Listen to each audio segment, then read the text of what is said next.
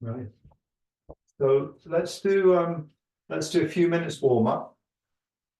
And then really over to you to whatever you want to work on, and we'll have a little chat and see what we need to do today. Okay, so heels together.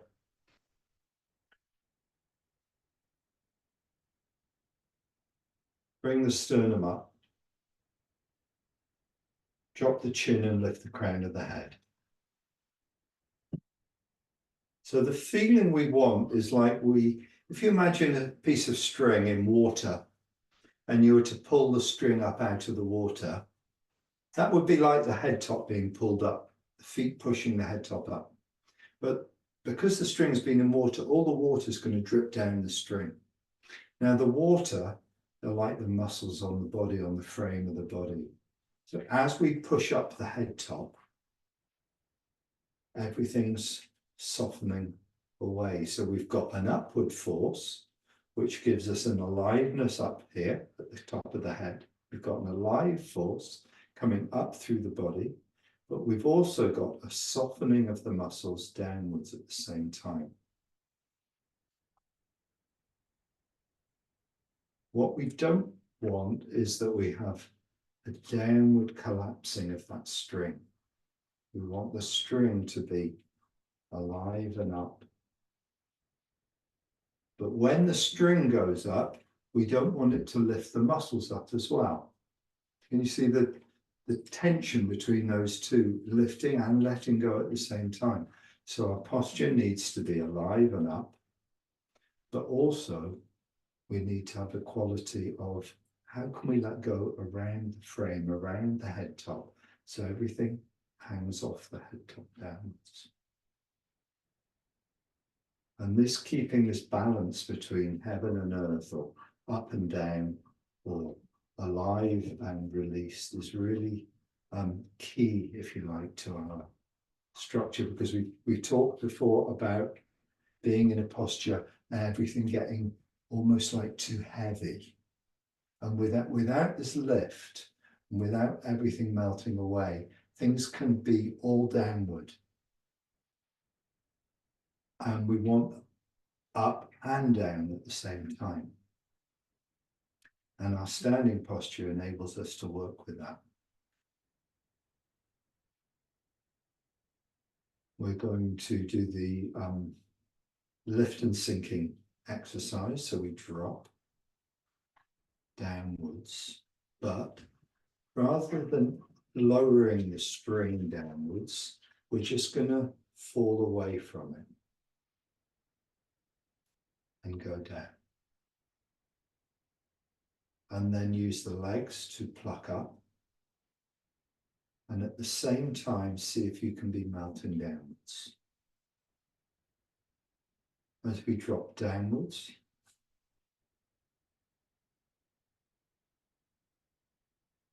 keeping the alignment, keeping everything flowing down, keeping the weight in the center of the feet, keeping the softening between the knees and the abdomen to draw us down.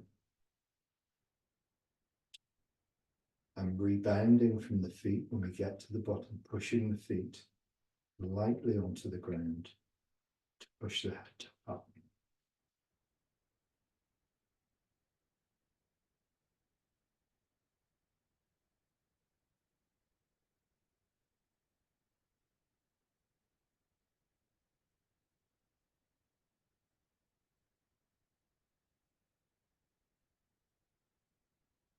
And open up into parallel stance.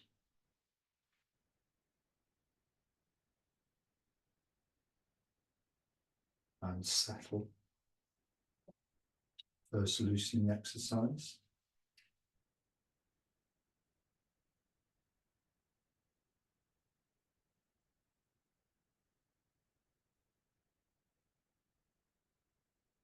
When we sink and turn, releasing the shoulders, dropping the arms, try to have a sense of keeping the head top alive, falling away from the head top as we sink and turn. So we're not trying to go for a lower position. What we're trying to do is melt everything that can drop away, drops away, but we maintain an aliveness in the head top. So rather than everything going down, the knee bending, body sinking downwards, this is double down, if you like. The body's dropping on the inside and it's sinking. So we've got two lots of down. We've got the body going down and we've got the muscles sinking down. We want to keep the body up and just the muscles fall away.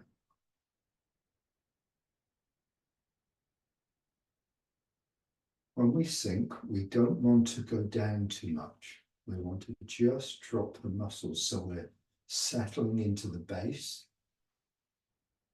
softening between the knee and the abdomen so the torso settles in, settling the shoulders, but not dropping.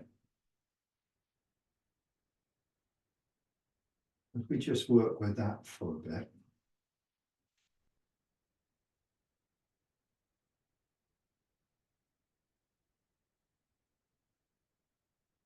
I was with Wee Jin a while back and he was talking about Master Huang putting a matchbox on his head while he was training to keep him aware of the crown of the head. And that's a physical way of being aware of the crown of the head. But if we can put our awareness at the crown of the head, and we don't drop the crown of the head as we go in, we just drop away from the crown of the head as we go towards the foot. So our muscles are like the water melting down that string, and that string stays in place.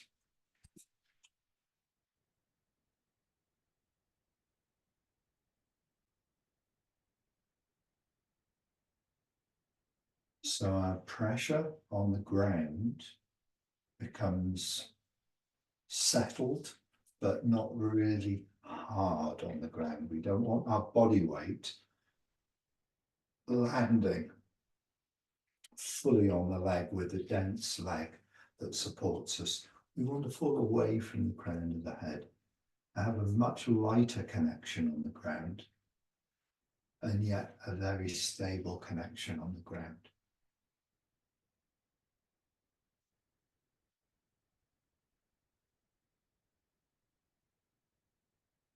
Because if we land and our foot gets heavy, we lock ourselves in position. There's a stopping.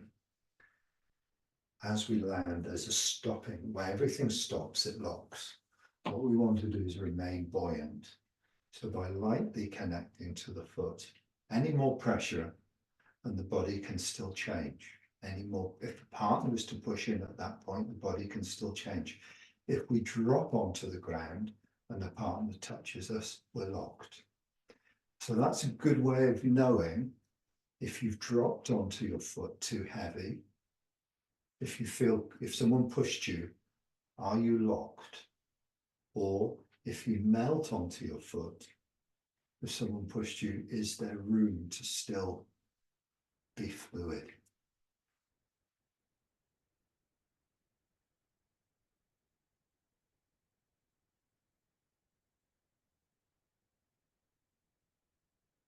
The nice thing about Tai Chi is you can never really do Tai Chi wrongly. Okay, my new theory is that you can never really go wrong, because instead of thinking of Tai Chi as right and wrong and what we're doing right and what we're doing wrong, doing Tai Chi wrongly is when we notice something and we don't do anything about it. That would be wrong. We notice something and we don't do anything about changing it. That would be not wrong, but a waste of our time, because we're not dealing with it. So when we do Tai Chi and we notice, my knee's moving, or my foot's rocking in the ground, or I'm dropping in too heavy, that is really good, because it means we're aware, we're noticing, and we're seeing what we're doing. That's the first stage, because until you see what you do, you can't change it. So that means is actually really good. So whatever we do that we're noticing and we're taking account of, and we're saying, ah, my waist isn't turning, or my body's not aligned, or my arms are in the wrong position, or my arms are moving by themselves, whatever it is, it's great because then we've got a chance to take that little thing that we noticed we thought was wrong and let's try it again. Let's try it again, do something about it. It gives us something to work with rather than thinking of it as wrong. And in my 40 odd years of doing Tai Chi, there's always something that isn't going to be perfect, that's for sure. So rather than thinking of it as wrong, just thinking of it as becoming aware of how we move and putting something in, knowing how to train in a way that can change it. Let's do number 2, please. So again, a strong awareness of our posture and our frame, like a triangle from the head top to both feet, like a triangle all the way. And then changing something between the knees and the belly. To create the movement, changing the muscles. Rather than doing the movement and moving downwards, rather than doing the movement, we just let the water melt. And what we find is that what wants to go down will go down, leaving something remaining up. We're falling away from the crown of the head rather than moving downwards.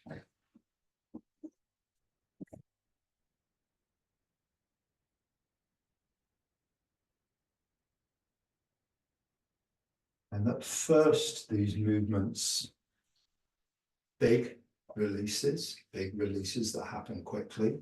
And with our training, we can slow that release down. So it takes place over a longer time and is more refined. And at first, it may be releasing in stages, like going down stairs. On each swing, we drop, then we stop, then we drop, then we stop, then we drop. We gradually make this release more and more smooth. Gradually make the release more and more smooth and last over 4 swings of the arms. So it's not accelerating. It's just going at an even speed over 4 swings of the arms. As we come up, pushing up to the crown of the head. Lifting the string up. As we drop down, letting the water melt off the string.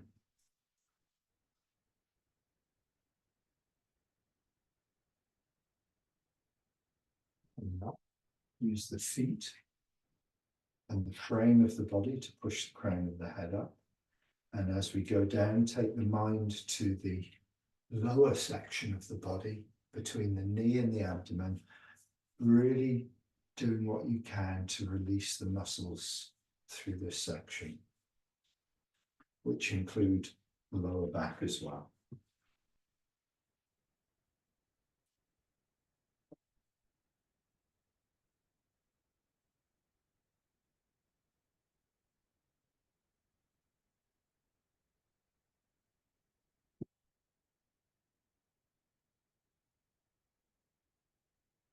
And the third loosening exercise, please. So to start with, don't think too much about the movement. Don't think about the turning. Releasing towards the foot. And the releasing creates the looseness that allows the turning to take place.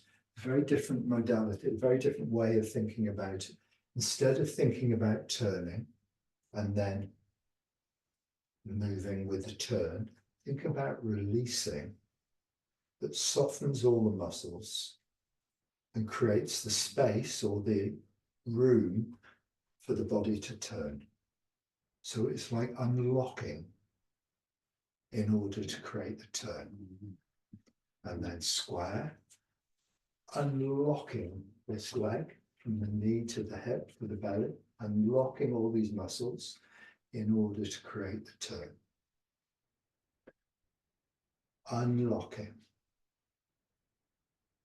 creates the sinking away from the crown of the head, the grounding, and movement of the turn. The first thing that happens is the change in the muscles that allows the movement to take place, not the movement and then the letting go.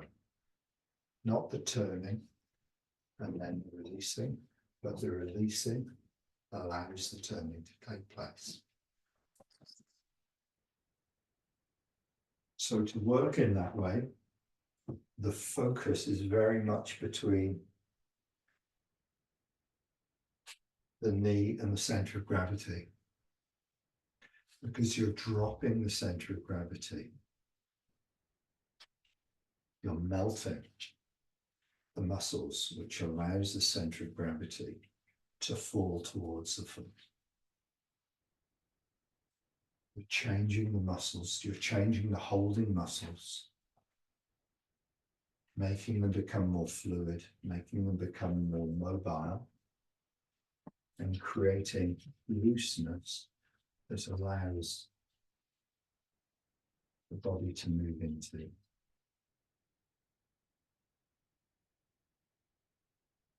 When we teach beginners, we talk about movement, we talk about folding the hips, turning smoothly. But it's the release of the muscles that allow us to turn. And it's the release of the muscles smoothly that allows the turning to take place smoothly. So as we develop our practice and get more refined at what we can do, it becomes all about changing the muscles on the inside of the body. Because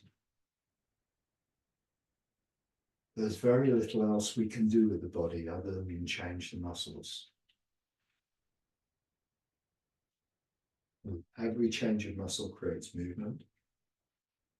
Every change of muscle generates forces. And we have to then adapt. As those forces are changing, we adapt to them, we adapt to them. So if you just have it, I'll just explain one or two things. For beginners, we arrive in a posture. We know the posture, we make sure the posture is accurate, shoulder width, hips, shoulders, gaze facing the right direction, inches in the right place. We arrive in the posture and then we settle into it. So there's a punctuation in the form. Every posture's got a punctuation. Posture, quality, settled. Then you move into the next posture, wherever it is. Posture, accuracy, everything organized, settle. When we get more intermediate, we're much more interested in the changes between the postures, how we flow from one to the other, because as we move, different forces are at play in the body. We want to make sure, just like a ship on the water, as a wave comes, the ship readjusts itself, its center of gravity, it readjusts with each wave. So with each movement from front foot to back foot, from side to side, there's a different balancing force in the body. And we want to be able to adjust to those balancing forces moment by moment as they take place. So when we do the third loosening exercise, we're shifting the center of gravity from one side to the other. We're pouring the weight from one side to the other. And the balancing force, the force that supports us, the center of gravity over this leg, will mean that my body has to respond to it. When I move this way, the force in my foot. Relax everything towards the foot. When I move this way, feel the force in the foot on the ground. Relax everything away from the crown of the head towards the foot. Let the sensation of the stability give you a guideline to release towards. I'll say that again in a different way.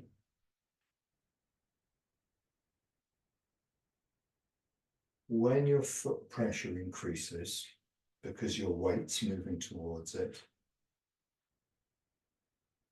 soften your body onto that sensation. It's like let your foot hold your weight and drop into it.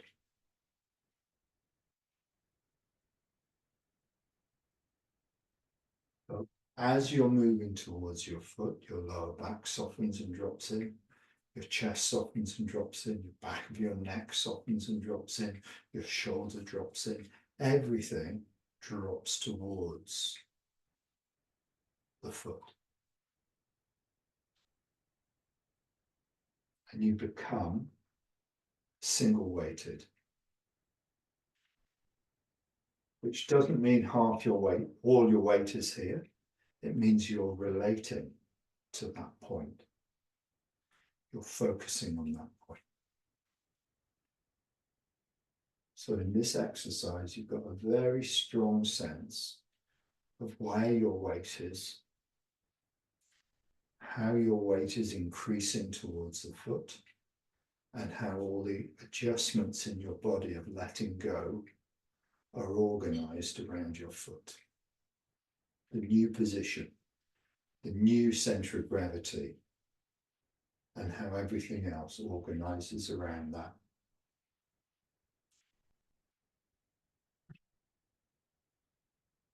Very different from just turning and moving smoothly. Very different from keeping your spine upright. Very different from timing and coordinating your movements. Okay, it's adjusting, every part of your body adjusting to the new stability. Because when we're 50-50 and we start to move, as soon as we start to move, there's a new stability. We make adjustments towards it. We make letting go adjustments towards that new stability. And some movements will be clearer than others. Some postures of the form will be clearer than others. Some turnings will be clearer than others, where our stability is, how our center of gravity is balanced between the feet. Fourth loosening exercise, please.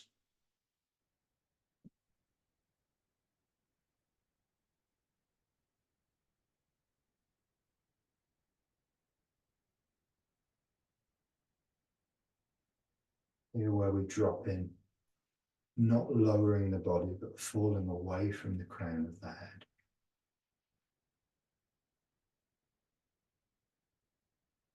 Pushing up from the feet to the crown of the head. And falling away from the crown of the head. Both feet.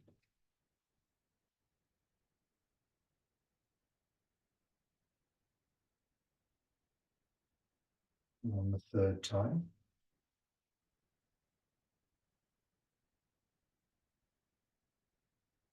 pressing onto the ground, opening up.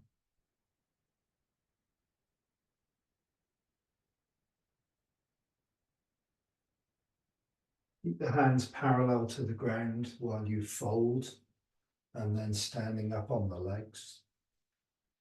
Letting the spine hang, letting the head hang, letting the arms hang.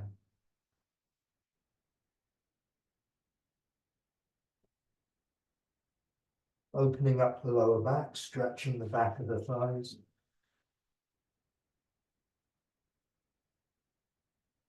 And coming up.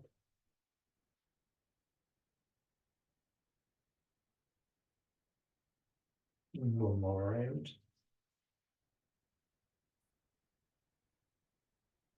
Don't think of lowering, think of the string. Think of releasing the water down the string.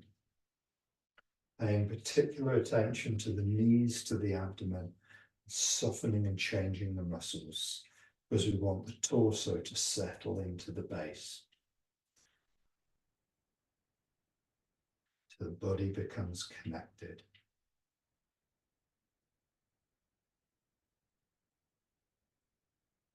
The body can't connect if the muscles through the abdomen, the quad, and the thighs are resisting our body weight. We have to allow our body weight in. That means changing the muscles in the thighs, changing the muscles in the quad, changing the muscles in the lower back. But not dropping in, because then we get too heavy in the feet, falling away from the crown of the head.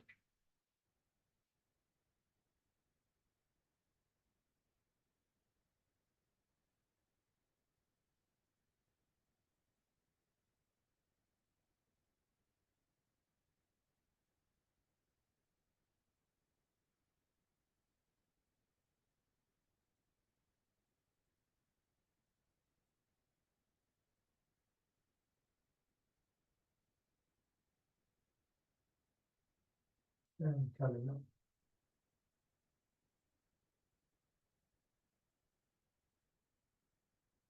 The fifth loosening exercise.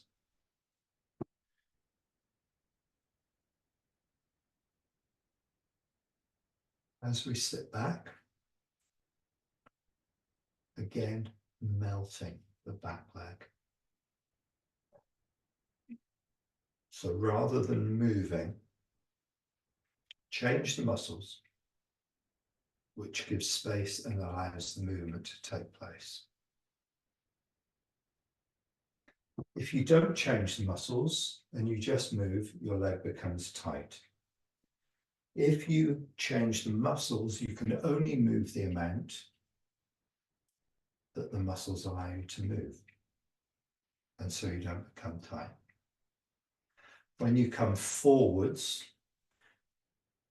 the front leg has to soften.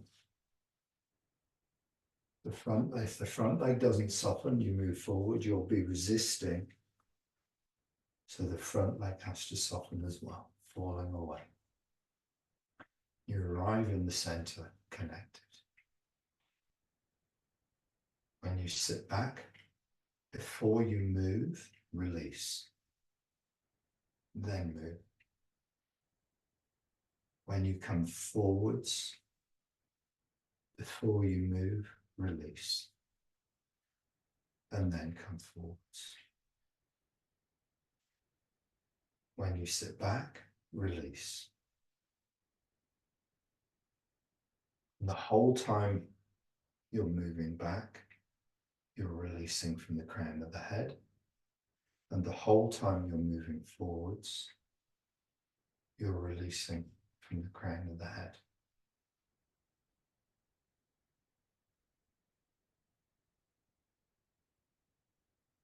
When we get into the center, there's a small rebound, which we will talk more about in further new class, in the next class. But for the moment, it's enough just to release and then find the movement that that release allows. To release, find the movement that that release allows. Sit right back by releasing. Keep the foot on the ground, but draw in the ball of the foot. Push out, rock onto the heel.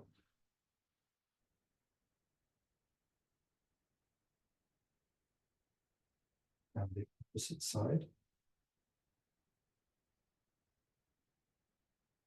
Release. Back, release, move in.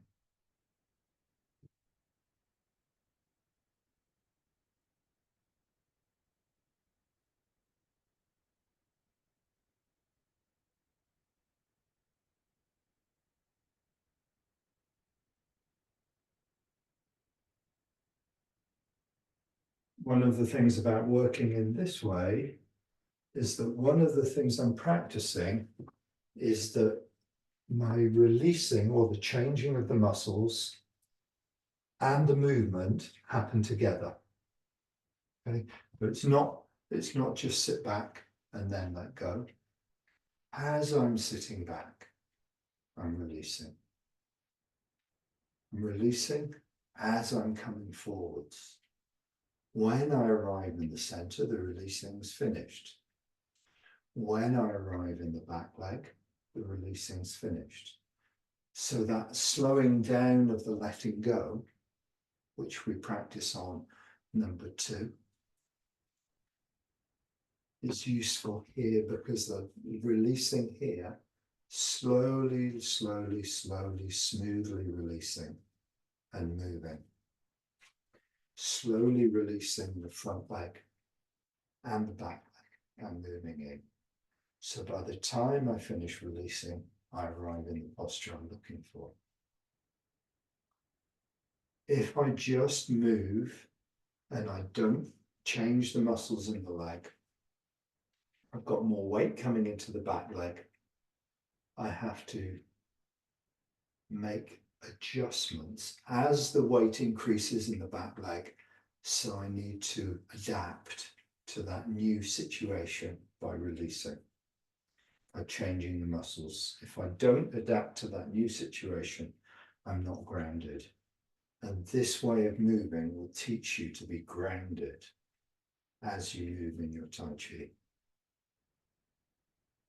You can put this movement into any of the postures, holding the ball, step, sinking in as you come in. Let's try it and put it into a posture. So we go from holding the ball, facing 3 o'clock. Normally I'll do it that way, but I'll do it this way. When we move forwards, we sink away from the crown of the head, finding our stability, turning,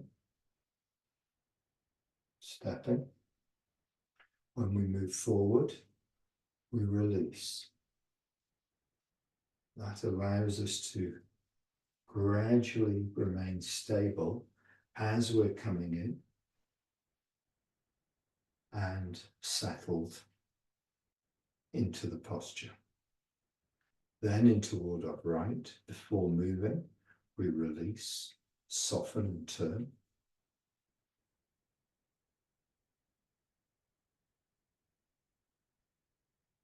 Release away from the crown of the head and settled into the posture. Try that a few times yourself, from holding the ball, ward off left, ward off right. Moves we know very well, practicing something that's looking at things in a slightly different way. Always good to practice with moves we know well. So instead of just moving forward, release away from the crown of the head. Turn. As soon as you place the heel of the left foot, start softening between the left knee and the belly.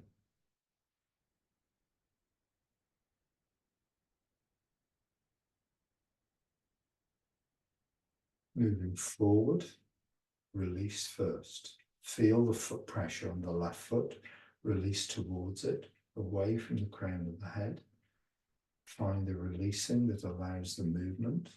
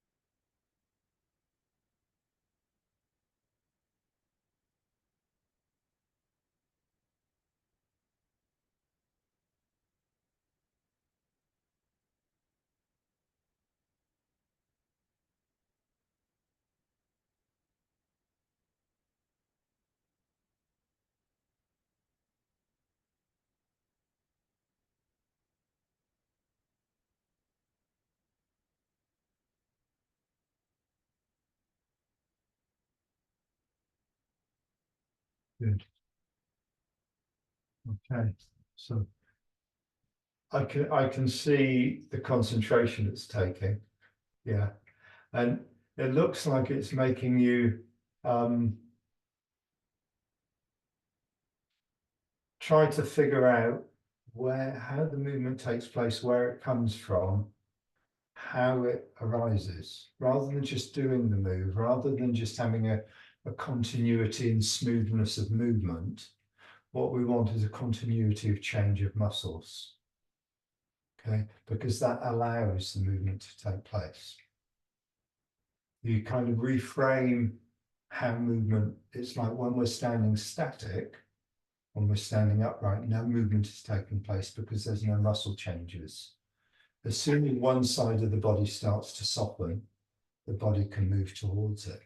It wants to fall towards that leg that's softening. And it's exactly the same throughout the whole of the form. When we take tension away, we move, which is almost the complete opposite to how most people move. Almost, they say Taiji is natural. I don't know how natural Taiji is. They say it's natural movement, but most people naturally move by tightening because you push against the inertia of the weight of your body. You contract, which is why we get tired standing up all day. Your muscles contract to push the weight of your body back and forth, back and forth. What we're trying to do in Tai Chi is to allow the weight of the body to press onto the ground. That means instead of pushing against the weight of the body, we're allowing the weight of the body in towards the root. That means the alignment of the muscles between the center of gravity and the ground have to change and soften to allow the weight of the body in. And when we can practice like that, we end up with a much more stable, buoyant connection onto the ground. And our movements come from the inside. So internal movement is when the muscles change on the inside. The movement comes afterwards. External movement is where the movement is first. Movement takes place on the outside. Have you got any thoughts or sensations as you do this that are apparent or obvious? Because there's only 3 of us in the class, it's nice to kind of have a bit more of a general sort of idea of how you find that.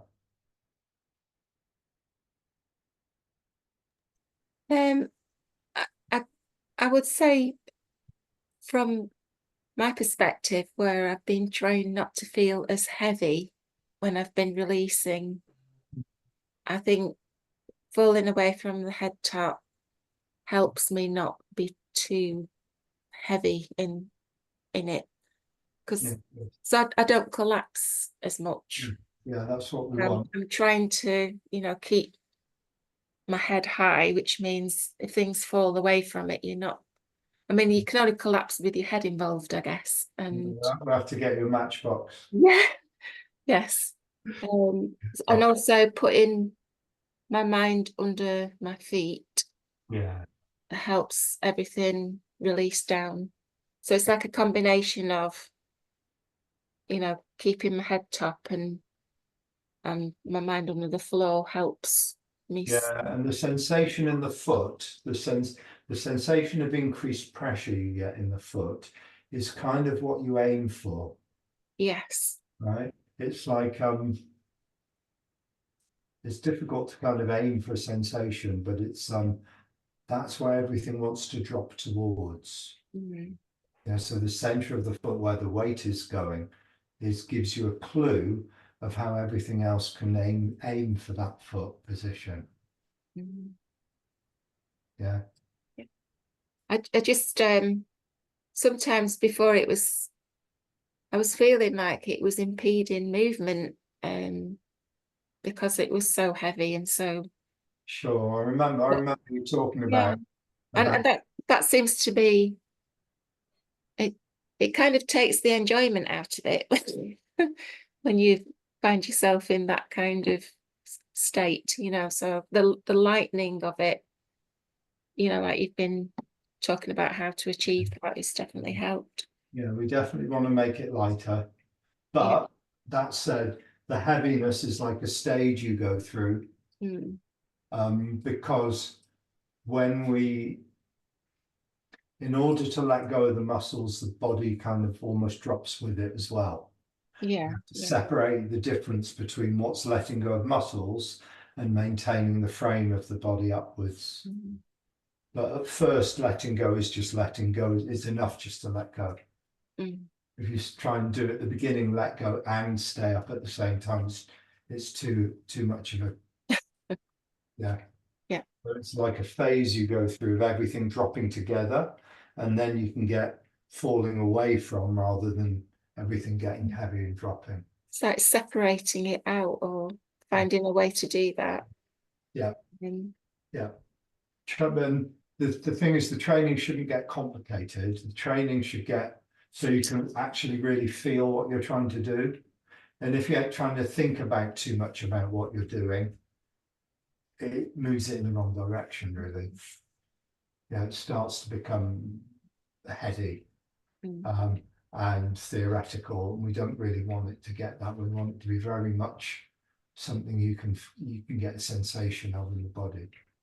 Yeah. So genuine sensations that you can work with and you can make changes to and adjust are really important. I feel like I'm getting somewhere with it, so that's good. Yeah, great. Definitely. Yeah, Yeah, I agree. I think the focus on the head top today has sort of reminded me how important it is, because I can actually feel more releasing muscles, whereas great.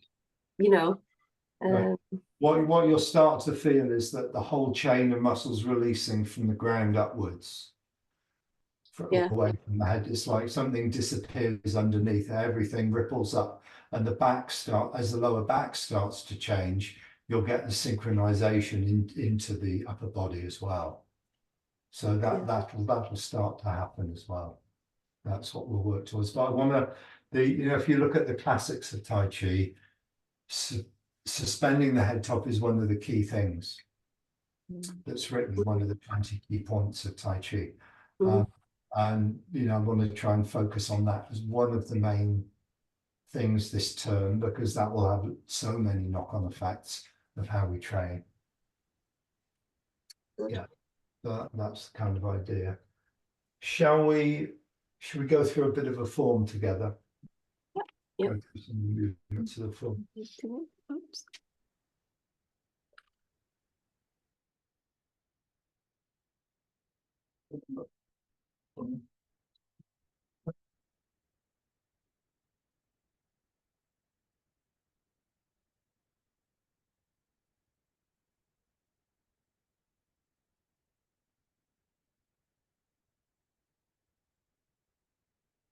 Once you get a sense of this,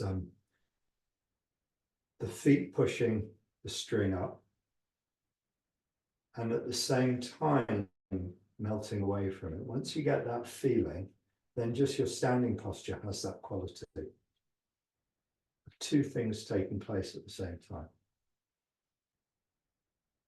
The letting go, the body becoming very loose, and yet the frame of the body very upright and alive.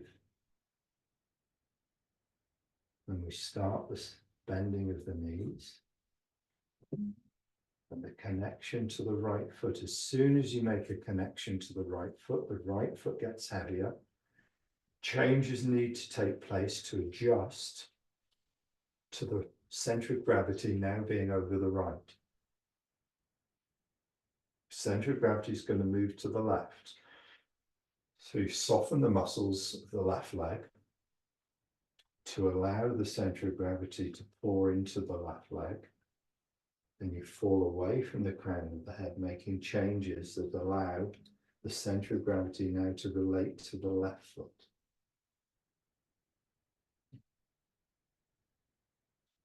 Real organized. Now you feel the crown of the head again.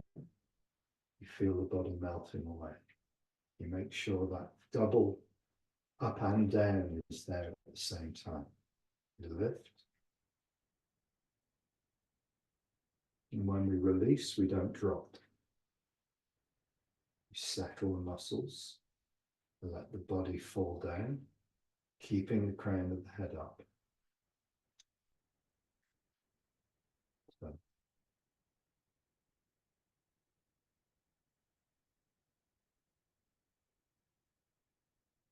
making sure that when we go in, we're not heavy. When we go in, we're melting down to enable the movement to take place. So the feeling is stable but light. Find the front foot, turn.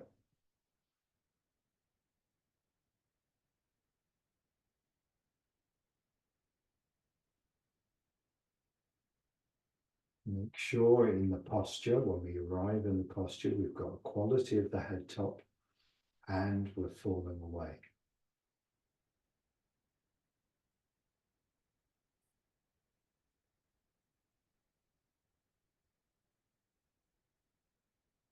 Quality of the head top and we're falling away.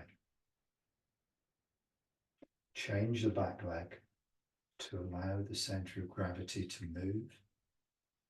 Release to the foot pressure, turn open. Turn back. Release the front. Move in. Keep releasing.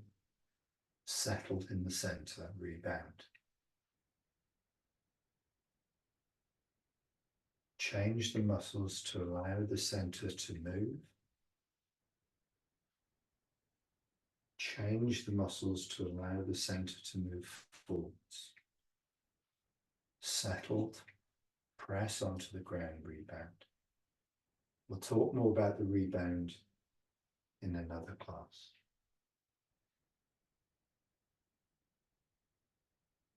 Fall away from the crown of the head.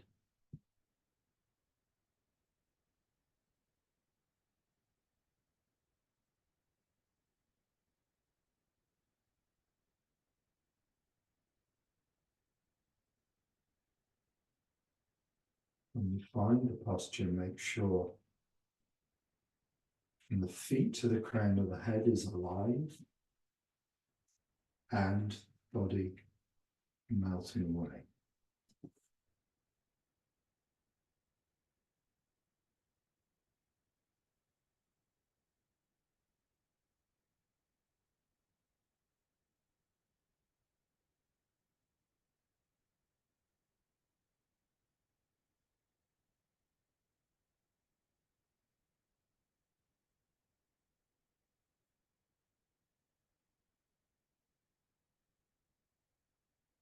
In posture, make sure your crown of the head is alive. Foot, chest, crown of the head is alive and you're falling away. Feel the foot pressure, let everything drop to the center of the foot, which includes the shoulders and chest opening, the back opening, the weight of the arms dropping. Alive in the crown of the head. Turn.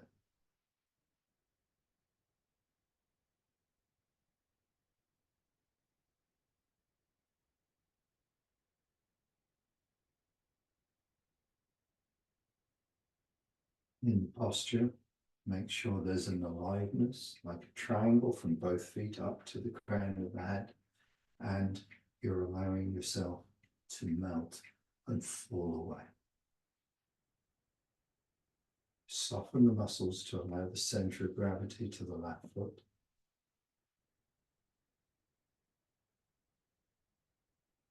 Soften the muscles to allow the center of gravity to balance on the right foot and fall away from the crown of the head. Turn open. Turn back. Soften the muscles to allow the movement in, falling away from the crown of the head while maintaining a strong, alive posture.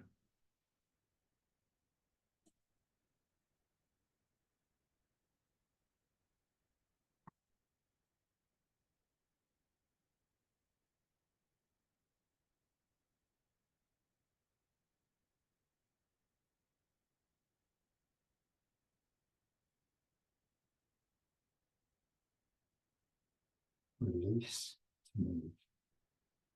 Press onto the ground to rebound. Release to move. Just across hands.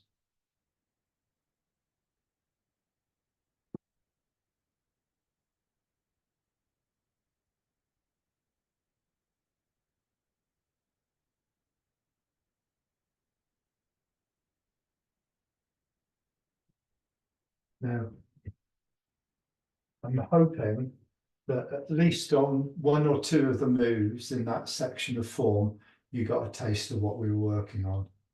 Yeah. If you didn't on all the moves, it doesn't matter, because it's something a little bit new, because it's something we're working with. It, you know, it'll come and go. You'll forget what you're working with, and this is really normal. And to make it more and more present, just keep practicing it and seeing, especially in the loosening exercises, and then it will slowly come into the form and be more obvious. And that feeling of being heavy won't be there so much. Yeah. Could you notice it in one or two of the postures? Yeah, yes, I could definitely, you know, I'm definitely feeling, like I say, more lighter as I'm doing it. So Good thing. I've got a lot to work with there. Yeah. As you give us every week, there's something there to No, think but about. my kind of insight is that nothing's wrong in Tai Chi. Yeah. Nothing's wrong. It's just we become aware of ourselves moving, and that's just how we are. It's hard to actually assess yourself how well you're doing, because you don't know, and you might think you know you might be doing better than you think you are, but it's very hard to assess your progress just by yourself, just by trying to, you know. Yeah, this is It's like, as far as the release goes, for instance, I don't know how well I'm doing it. I suppose I might know in 12 months' time when I look back, and I can figure out then how much better. But one of the what I've found in my Tai Chi is that one of the things, the learning of Tai Chi is really, really slow at the beginning, really slow, and then all of a sudden it starts going faster. And that curve starts changing when you realize what am I doing that I can change? How do you know what you can change? And how do you know when you're in a posture if there's something that's holding you back? And when you can start to answer those questions yourself, your practice becomes completely different. Because rather than just doing it again and again and making the same mistakes again and again, you're noticing, there's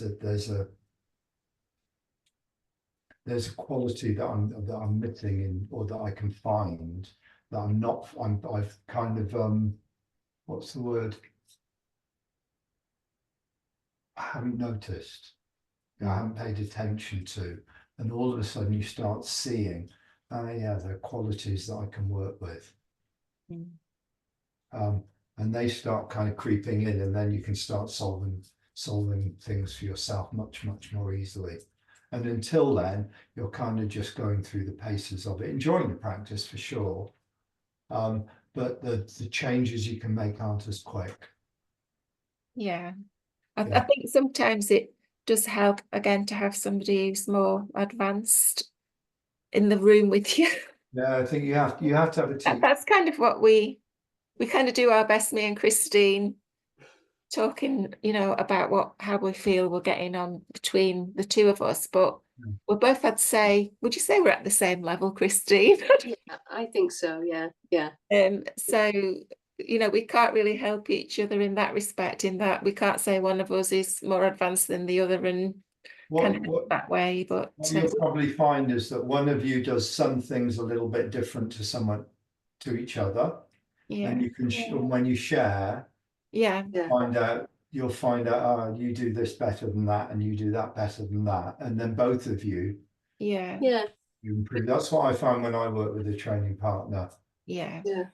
Yeah, Yeah, I mean, I think there was a time, wasn't there, over the summer, Kath, that we met, and I think you were saying about the pressure not reaching your hands, Yes. and I said maybe it's your intention, maybe the intention's not there. So I mean, things like that, we discuss things like that. We might be right or wrong, but at least we've Yeah, made each throwing other ideas think out. things. Yeah.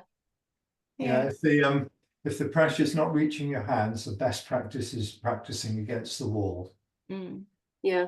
The best practice is because the reason it's not getting to the hands is that there's something along that line hasn't released, because the body needs to be connected to the hand needs to be connected to the ground. Yeah. And if the muscles are going this way, contracting or holding the weight of the arm up or the shoulder, it's disconnecting from the ground. So as soon as you start releasing downwards more, away from the crown of the head without dropping, then you start to let the shoulder girdle connect onto the center, and that starts connecting the hands onto the center. So the clue of getting the hands connected is to release rather than to tighten in any way whatsoever, and the wall is the best for that. Yeah. Yeah. So what we want is that feeling of being connected, so the hands feel alive and on the floor in every posture. Yeah, so that's what you can work towards in your practice. If you notice there's something that you're not doing, it's what can I do? How can I change? How can I start to understand my letting go process that starts to make the hands connect? Because once you've got the hands connected, then any movement of the base will instantly bring force up to the hands. That would be good for the push hands, you see. Good. Should we leave it there for tonight? Yeah. Yeah. Thank you. That's good. Thank you. I hope that's useful. See how you're getting on in the week, and then any questions, either email me or we'll bring it to next week's class. Yeah. Okay. Okay. Thank you. Yeah. Thank you. See Thanks you a lot. next week. Bye for now. Bye. Bye.